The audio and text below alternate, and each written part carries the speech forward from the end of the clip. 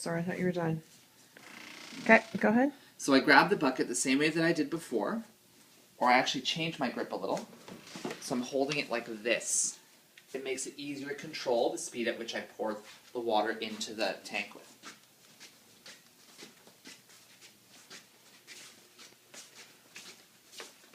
Oh shit. Can you flip it open?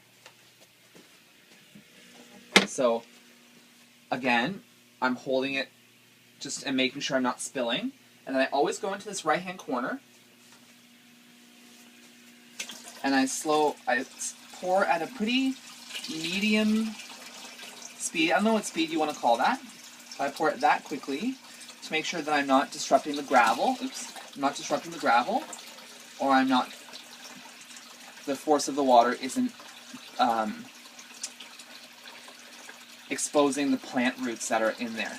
So, and I always choose this corner because there's not a lot of plants and decorations in this corner.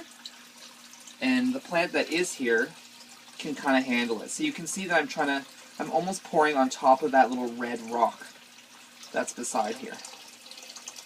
So, and then I'll refill with the fourth bucket.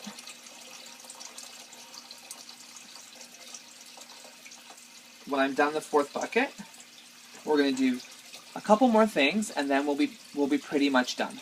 But I'm just going to advance. I'm going to pretend that I filled the tank, and then I'll show you what to do next. And these are pretty crucial steps. So, pretend the tank is full. I take this stuff, Prime, and if you look inside of the cap, you'll see that there are little ridges. I pour Prime up to the third ridge and pour it in the tank.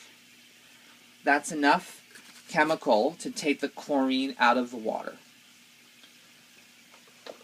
So again, we're pretending the tank is filled. I've added my Prime, and then what I'm going to do is I'm going to plug in the filter and plug in the heater. But again, I'm only going to do that when the tank is full and all the water is in here.